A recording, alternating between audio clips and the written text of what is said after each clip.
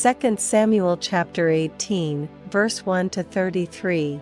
And David numbered the people that were with him, and set captains of thousands and captains of hundreds over them. And David sent forth a third part of the people under the hand of Joab, and a third part under the hand of Abishai the son of Zeruiah, Joab's brother, and a third part under the hand of Ittai the Gittite.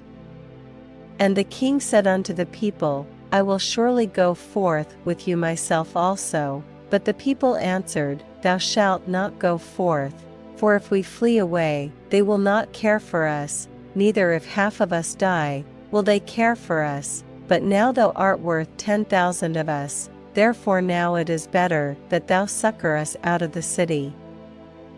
And the king said unto them, What seemeth you best I will do.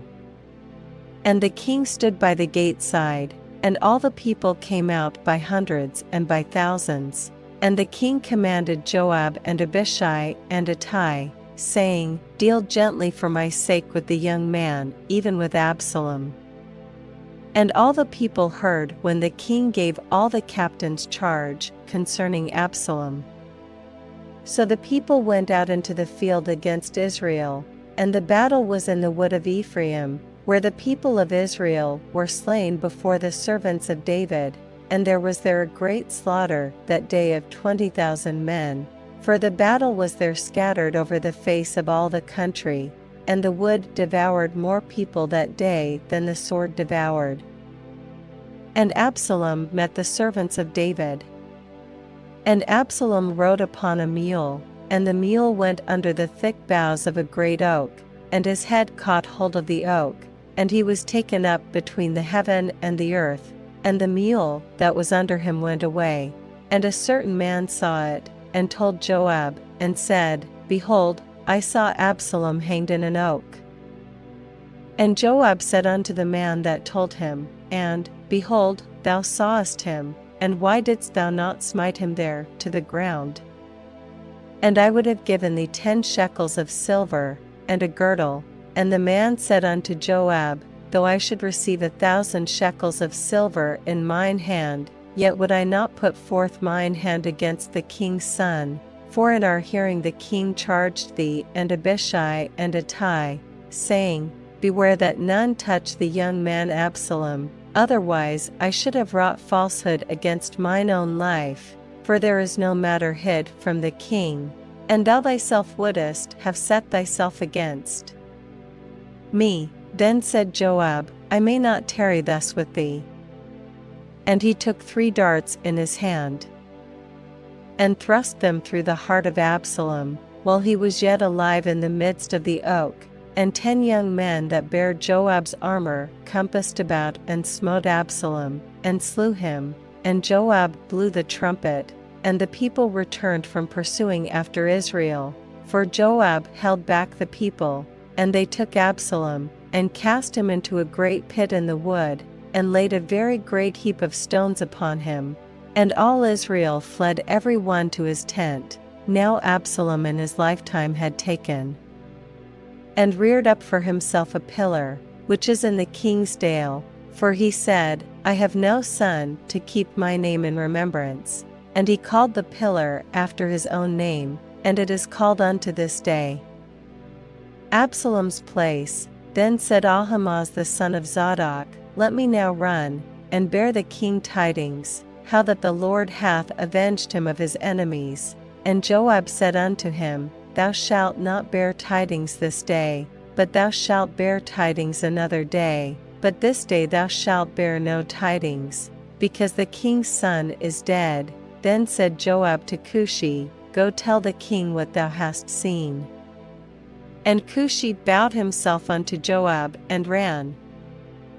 Then said Ahimaaz the son of Zadok yet again to Joab, But howsoever, let me, I pray thee, also run after Cushi.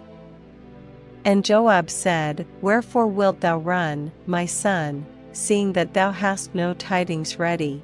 But howsoever, said he, let me run. And he said unto him, Run. Then Ahimaaz ran by the way of the plain, and overran Cushi. And David sat between the 2 gates, And the watchman went up to the roof over the gate unto the wall, and lifted up his eyes, and looked, and behold a man running alone. And the watchman cried, and told the king. And the king said, If he be alone, there is tidings in his mouth. And he came apace, and drew near, and the watchman saw another man running. And the watchman called unto the porter, and said, Behold another man running alone. And the king said, He also bringeth tidings. And the watchman said, Methink the running of the foremost is like the running of Ahimaaz the son of Zadok. And the king said, He is a good man, and cometh with good tidings. And Ahimaaz called, and said unto the king, All is well. And he fell down to the earth upon his face before the king, and said, Blessed be the Lord thy God, which hath delivered up the men that lifted up their hand against my lord the king. And the king said, Is the young man Absalom safe? And Ahimaaz answered, When Joab sent the king's servant, and me thy servant, I saw a great tumult, but I knew not what it was. And the king said unto him, Turn aside, and stand here. And he turned aside, and stood still. And, behold, Cushi came, and Cushi said, Tidings, my lord the king, for the Lord hath avenged thee this day of all them that rose up against thee. And the king said unto Cushi, Is the young man Absalom safe? And Cushi answered, The enemies of my lord the king, and all that rise against thee to do thee hurt, be as that young man is. And the king was much moved, and went up to the chamber over the gate, and wept. And as he went, thus he said, O my son Absalom, my son Absalom! Would God I had died for thee, O Absalom, my son, my son!